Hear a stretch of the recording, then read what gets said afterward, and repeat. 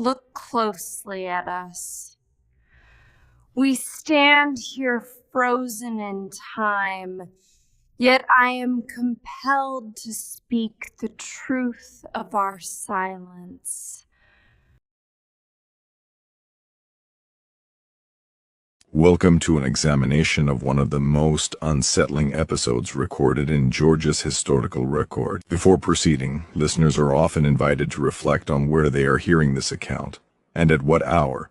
Reminders of how far such stories travel, and how long they wait to be heard.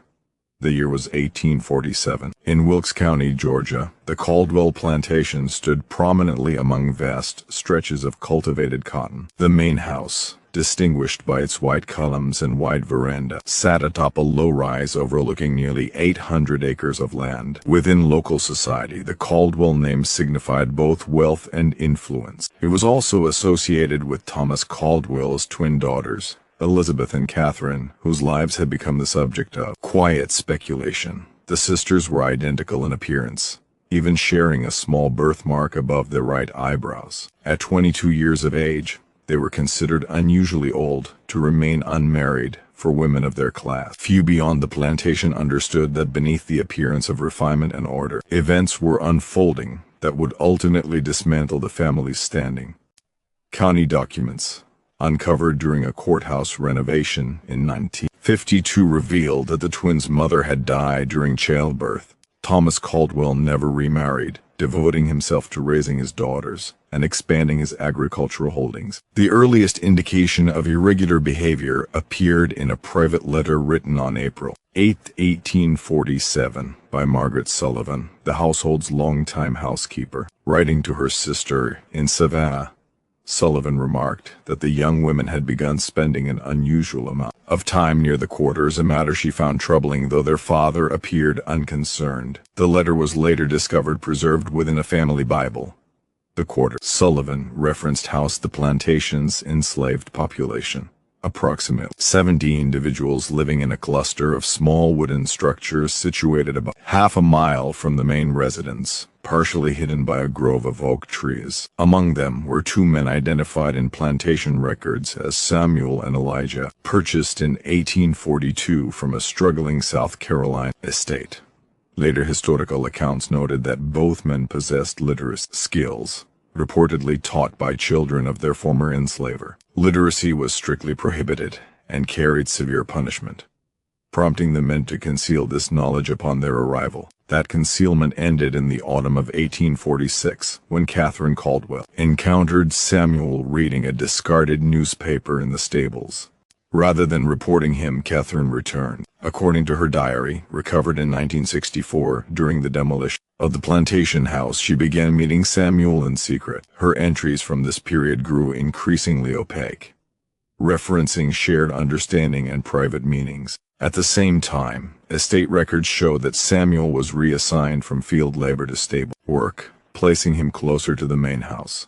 While surviving documents do not explicitly confirm a similar relationship involving Elizabeth, local oral traditions suggest that she formed a close connection with Elijah, who worked in maintaining the plantation gardens. The parallel nature of these relationships, two sisters and two enslaved men, would later be described by a regional newspaper as a disturbing symmetry. The winter of 1846 to 1847 was unusually severe, with freezing temperatures damaging crops and limiting travel. Letters from Thomas Caldwell during this period revealed concern over Elizabeth's withdrawn demeanor and Catherine's heightened energy. He attributed both to seasonal isolation, unaware that his daughters were engaged in relationships that violated the most rigid social and legal boundaries of their world. The risk of discovery was immense. For the men involved, exposure could result in brutal punishment or death. For the Caldwell family, the consequences would mean irreversible disgrace. Evidence of the relationship surfaced in coded messages later found hidden within a book of poetry belonging to Elizabeth, written throughout February 1847.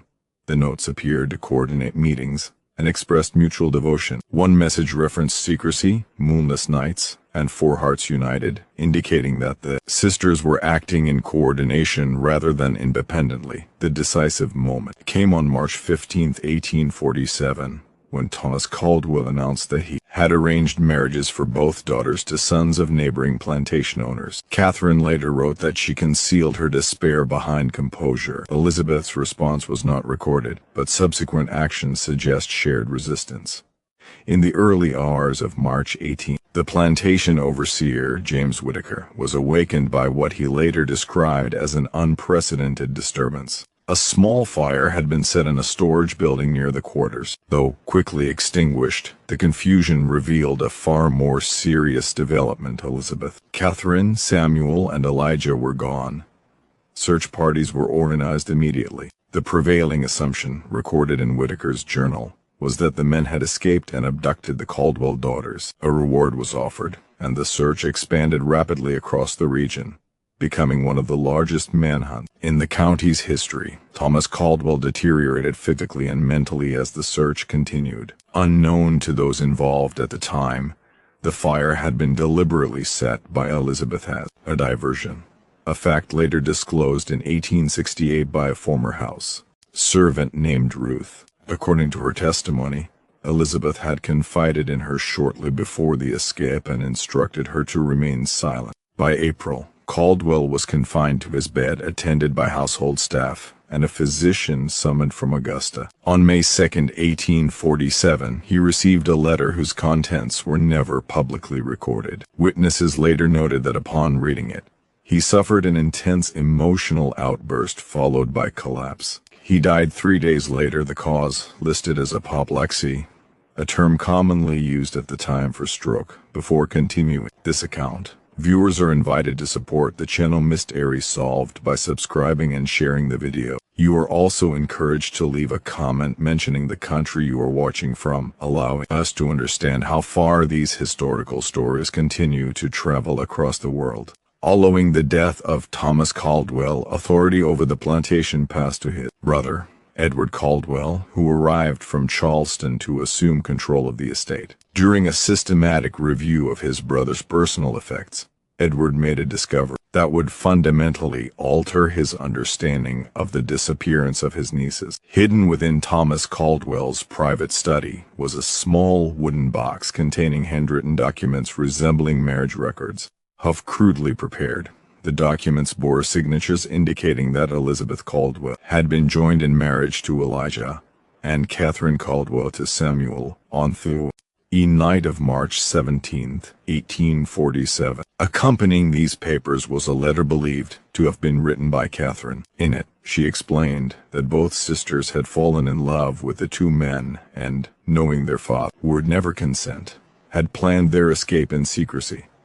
The letter described months of preparation, quietly saving possessions, gathering supplies, and planning a journey northward to states where they might live without the immediate threat of capture or forced separation. Most unsettling for Edward was the realization that his nieces had not been taken against their will. They had left voluntarily, abandoning wealth, status, and family identity in pursuit of what Catherine described as the only life they could live with honesty. The letter ended with a request for forgiveness, though the writers acknowledged such understanding might never come.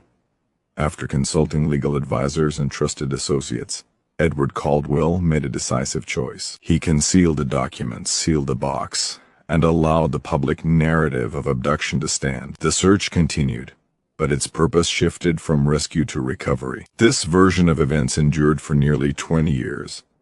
In 1865, following the end of the Civil War and the abolition of slavery, a woman arrived at what remained of the Caldwell plantation. The estate had diminished significantly, its former wealth eroded by war and economic change. The visitor identified herself as Margaret Johnson.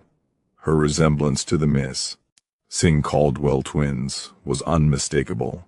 She requested a private meeting with Edward Caldwell. According to household staff, the meeting lasted several hours, during which raised voices could be heard behind closed doors. When the woman departed, Edward appeared visibly shaken. He spoke of the encounter to no one, but soon afterward began selling off what remained of the property. Within 6 months, the plantation was sold and Edward returned to Charleston, where He lived in seclusion until his death in 1871. The truth of that meeting remained unknown until 1958, when Edward Caldwell's granddaughter donated a collection of letters to the Georgia Historical Society. Among them was a detailed account written by Edward to his wife, confirming that Margaret Johnson was in fact Catherine Caldwell. Samuel, her husband, had adopted the surname Johnson after their escape.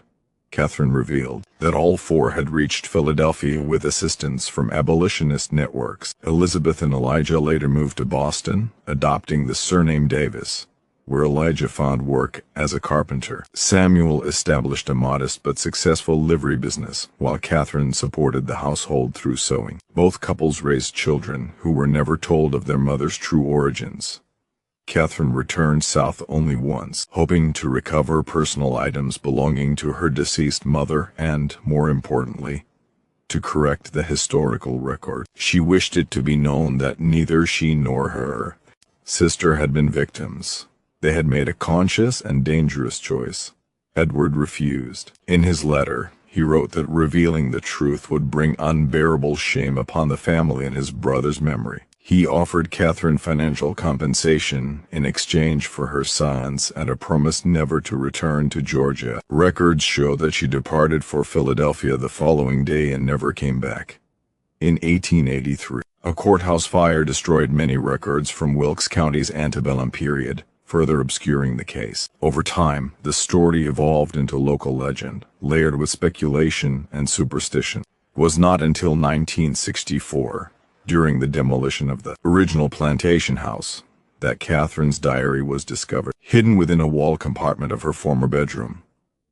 The diary provided the first-hand account of the events. Catherine wrote of her initial shock at discovering Samuel's literacy, followed by intellectual curiosity, emotional connection, and love. She described long conversations about faith, freedom, and morality, and the painful realization that a man she had been taught to view as property possessed the same humanity she did. She recorded her growing moral conflict, writing that she could no longer accept the world she had been born into. The diary confirmed that both sisters were aware of and supported each other's relationships, documenting shared fears, plans, and resolve. Her final entry, dated March 16, 1847, stated simply that leaving was preferable to living a lie.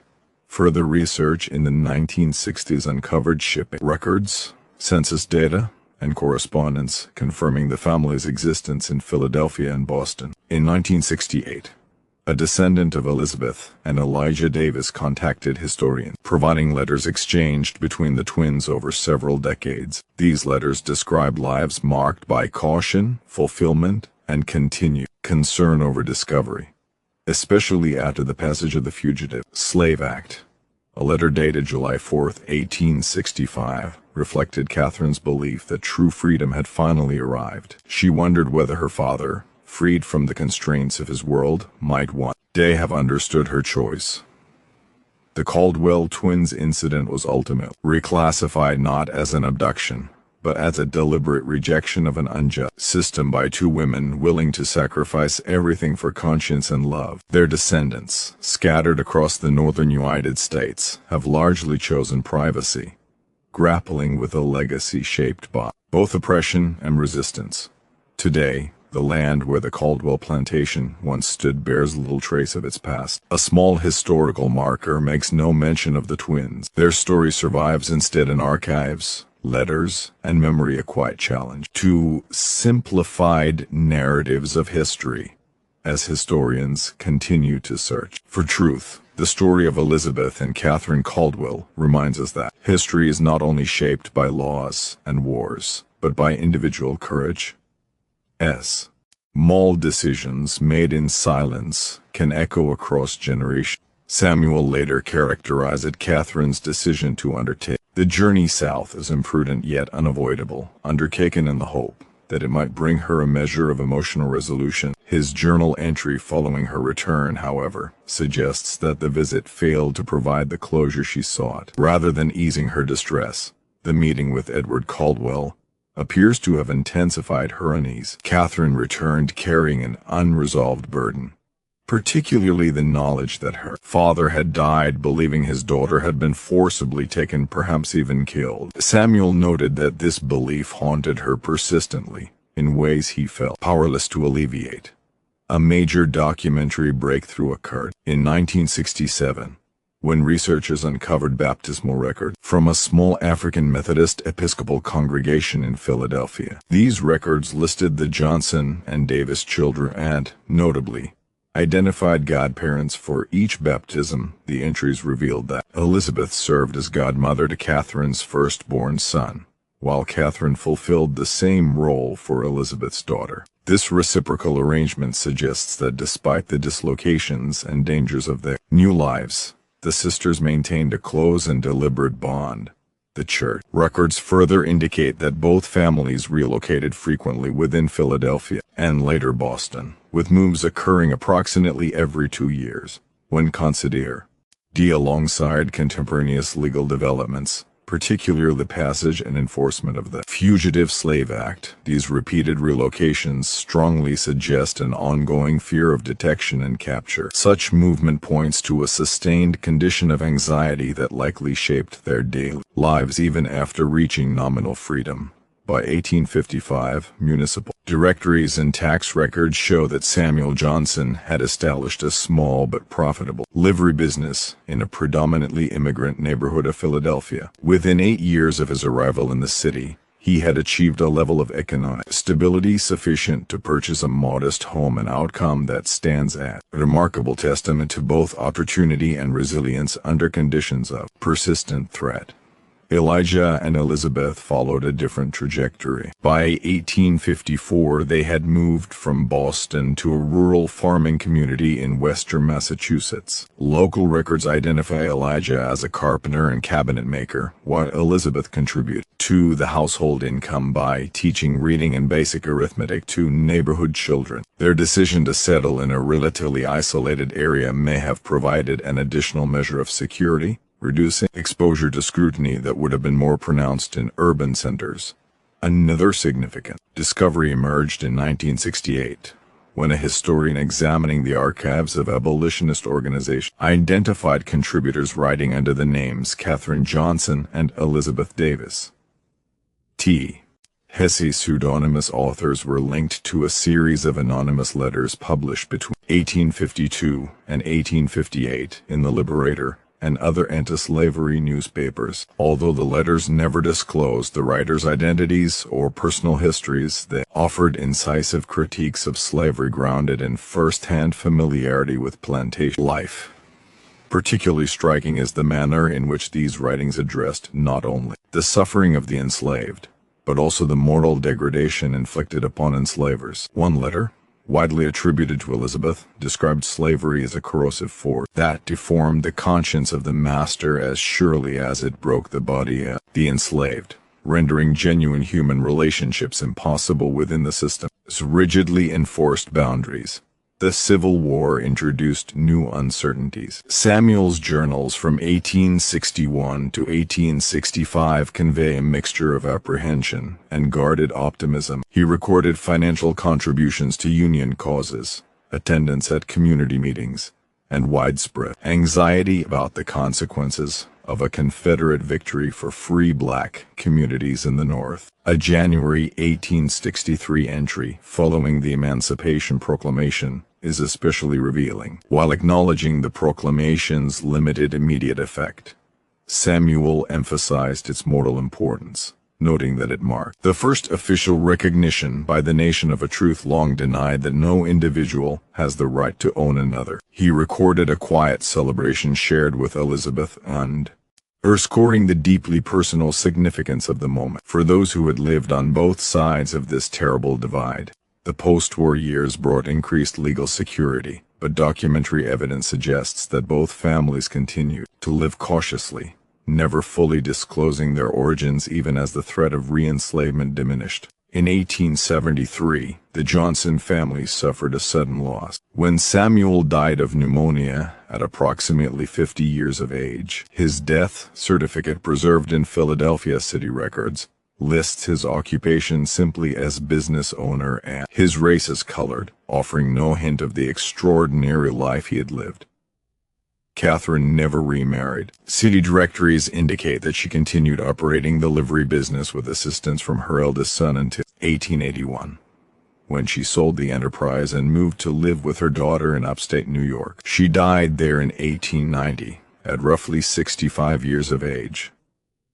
Elizabeth survived her sister by nearly a decade, dying in 1900 at her Massachusetts farm, surrounded by children and grandchildren. Family correspondence suggests that in her later years she occasionally recounted aspects of her youth in Georgia, though these accounts were carefully edited to omit the most perilous details of her escape and reinvention. Among the most revealing documents to emerge from subsequent research is a letter Elizabeth wrote to her granddaughter in 1895, preserved by descendants and later donated to the Massachusetts Historical Society. Written on the occasion of the young woman's 18th birthday, the letter offers reflections on courage, moral choice drawn from a lifetime of experience while still withholding specific autobiographical detail. Elizabeth defined courage not as the absence of fear but as the resolve to act despite it, and warned against the comfort of paths that required the compromise of one's conscience. Her words suggest an individual who understood freedom not merely as legal status but as a condition of moral integrity. Despite extensive research, the historical record remains incomplete. No confirmed photographs of Elizabeth or Catherine have been located. A daguerreotype believed to depict Samuel and Catherine's eldest son, taken in Philadelphia around 1870 and now held by the Georgia Historical Society, bears a resemblance to contemporary descriptions of Thomas Caldwell, suggesting a visible trace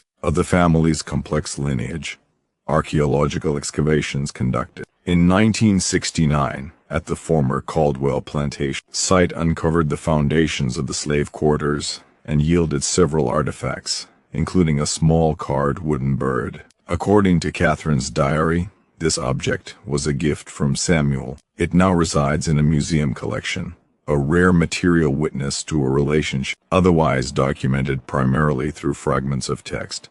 The Caldwell twins' story has since inspired scholarly articles, historical fiction, and theatrical adaptations, yet it remains largely absent from popular historical narratives. Its relative obscurity may stem from the way it disrupts simplified understandings of the antebellum South, challenging both romanticized depictions of plantation life and assumptions about clear moral divisions between North and South. What distinguishes this case is not merely the existence of interracial relationships, which were more common than official records admit, though typically characterized by coercion and exploitation. Rather, its significance lies in the documented actions of white Southern women who rejected both the social privilege and the system that sustained it, choosing instead to flee with enslaved partners and construct entirely new lives. An oral history interview conducted in 1968 with a great-granddaughter of Elizabeth and Elijah Davis captures this legacy succinctly. Reflecting on her ancestors' choices, she emphasized the extraordinary moral courage required to reject an inherited world, even at the cost of safety, status, and certainty. Today, the Caldwell twins' story occupies a liminal space between documented history and legend. Core facts: their disappearance in March 1847, their re-emergence in the North under new identities, and Catherine's brief return to Georgia after the Civil War are well supported by evidence. Yet many details remain elusive, preserved only in partial diaries, damaged letters, and oral tradition. Like many histories of resistance, particularly those involving women, the full account has been obscured by time, secrecy, and archival neglect. In 2002, a final discovery added another layer of meaning. During renovations of a former Philadelphia boarding house known to have sheltered fugitives, workers uncovered a hidden cloth pouch containing a gold locket. Inside were miniature portraits believed to depict Elizabeth and Catherine as young women, along with a folded slip of paper bearing the inscription "Elizabeth and Catherine, Georgia, 1844. Scholars have suggested that Catherine may have concealed the locket prior to her return south in 1865, a precaution against the possibility that she might not survive the journey. If so, the object stands as a poignant reminder of the dangers that persisted even after the formal abolition of slavery. The portraits themselves, conventional in style and dress, reveal nothing of the extraordinary decisions their subject would soon make. The land that once formed the Caldwell plantation has long since been transformed by development. A small, weathered historical marker offers no indication of the human drama that unfolded there. Perhaps this absence is fitting. The story of the Caldwell twins is ultimately one of quiet defiance, of choice made beyond public view, and of mortal awakenings that left few visible traces. In that sense, the narrative speaks not only to the past, but to the enduring question of how individuals confront injustice within the worlds they inherit. The echo of that sea hoist made on a March night in 1847 continues to resonate, inviting reflection on the costs of conscience and the possibilities of freedom. The story of Elizabeth and Catherine Caldwell endures, not because it offers a tidy resolution or a reassuring moral symmetry, but because it resists closure. It survives in fragments, in absences, and in the uneasy tension between what can be documented and what must be inferred. Like many histories that challenge entrenched systems of power, it reaches the present, less as a complete narrative than as a set of questions that refuse to fade. What remains most striking is not merely the rarity of the twins' actions, but the fact that their lives force historians to confront the limits of the archival record itself, limits shaped by gender, race, secrecy, and deliberate erasure. At its core, the Caldwell story complicates conventional understandings of agency. In the antebellum South, Elizabeth and Catherine were neither passive victims of their social world nor simple heroes who escaped it unscathed. They were individuals shaped by privilege, deeply embedded in a system of racial domination, who nevertheless came to recognize that system as mortally untenable. Their decision to flee was not an impulsive rejection of comfort alone, but a sustained act of resistance that required the dismantling of their own identities. In leaving Georgia, they did not simply cross a geographic boundary, they crossed a moral one, abandoning not only wealth and status, but also the ideological framework that had defined their upbringing. Yet, the story cannot be told as a simple tale of awakening or redemption. The twins' freedom was inseparable from the system they rejected. They benefited materially and socially from slavery for most of their early lives, and that fact cannot be erased by later actions. Their escape did not undo the harm of the institution in which they were raised, nor could it compensate for the countless lives destroyed by the plantation economy that sustained their family. What makes their case historically significant is not moral purity, but moral rupture. The moment when individuals raised to see exploitation as natural instead recognized it as intolerable and acted accordingly, at enormous personal cost. The men who fled with them, Samuel and Elijah, occupy a parallel but distinct position in this narrative. For them, escape was not a rejection of privilege, but a claim to humanity long denied. Their choices were constrained by violence, by law, and by the ever-present threat of capture, that they nevertheless formed families, built livelihoods, and participated in abolitionist discourse speaks to the extraordinary resilience required of those who sought freedom in a society structured to deny it. The relative scarcity of their own written records is itself a testament to the inequalities of historical preservation. Where Samuel's journals survive only in fragments and Elijah's voice is largely reconstructed. Through external documentation, their lives nonetheless shaped the trajectory of generations that followed. The post-escape years reveal a quieter form of resistance, one defined less by dramatic confrontation than by endurance. Frequent relocations, assumed names, guarded silences, and carefully curated personal histories were not signs of fear alone, but strategies of survival. Freedom, even in the North, was conditional and precarious. The family's movements through Philadelphia, Boston, and rural Massachusetts reflect a constant negotiation between visibility and safety, between the desire for community and the necessity of concealment. Their lives illustrate that emancipation was not a single event, but an ongoing process, requiring vigilance long after the chains were removed. The sisters' continued bond across these years stands as one of the most emotionally resonant elements of the story. Their reciprocal roles as godmothers, their coordinated relocations, and their joint participation in abolitionist writing suggest a deliberate effort to preserve a shared moral and emotional world after the collapse of the one into which they were born. In choosing to write anonymously against slavery, they transformed personal rupture into public critique, drawing on intimate knowledge of plantation life to expose its corrosive effects. Their letters did not rely on sensationalism or confession, but on careful moral reasoning, revealing a sophisticated understanding of how systems of domination deform both the oppressed and those who benefit from oppression. The Civil War and its aftermath did not bring resolution so much as recalibration. Legal emancipation removed the immediate threat of re-enslavement, but it did not erase fear, nor did it guarantee belonging. The continued caution evident in census records and city directories underscored how deeply the experience of flight shaped their sense of self. Even as the nation redefined freedom in constitutional terms, the lived reality of that freedom remained uneven and uncertain. The deaths of Samuel and later Catherine mark not triumphant endings but moments of quiet continuity. Lives concluded without public recognition of the extraordinary paths that had led them there.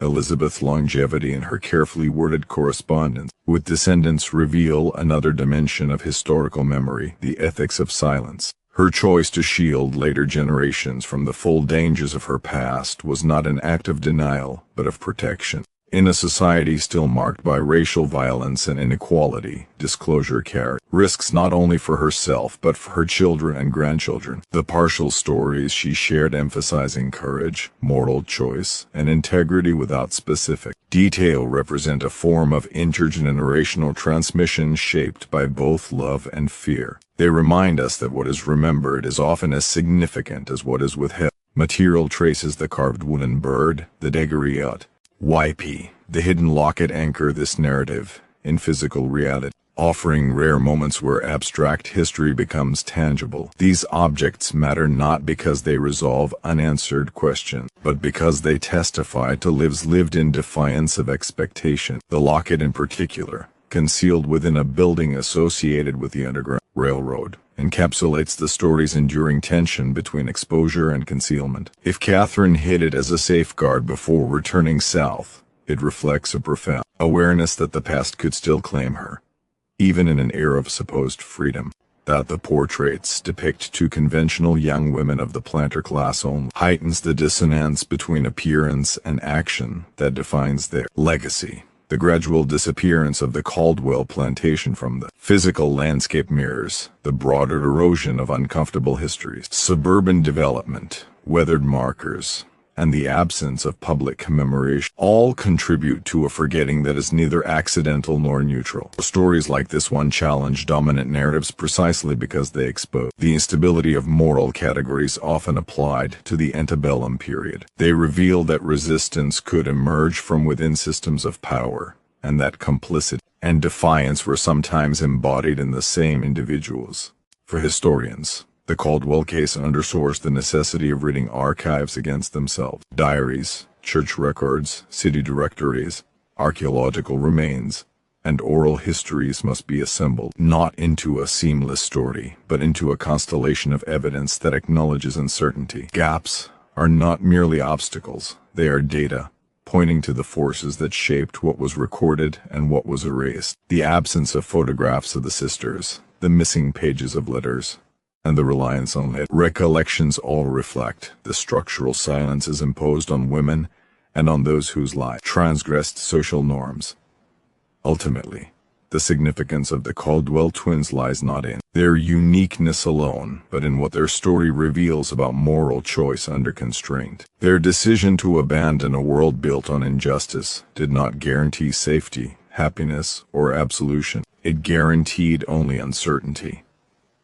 That they chose it anyway invites reflection not on whether they were heroic by modern standards, but on what it means to act ethically within deeply unethical systems. Their lives suggest that moral awakening is rarely clean or complete, and that freedom, once chosen, must be continually defended. As time passes and direct memory fades, The story persists less as a fixed account than as an ethical provocation. It asks how individuals recognize injustice when it is normalized, how they weigh personal loss against collective harm, and how they live with the consequences of choices that sever them from the only world they have known. In this sense, the Caldwell twins' legacy is not confined to the 19th century. It speaks to ongoing struggles over complicity, resistance, and the courage required to imagine lives beyond inherited boundaries. Their story ends, as it began, in motion, four people stepping into uncertainty, carrying little with them except conviction and resolve.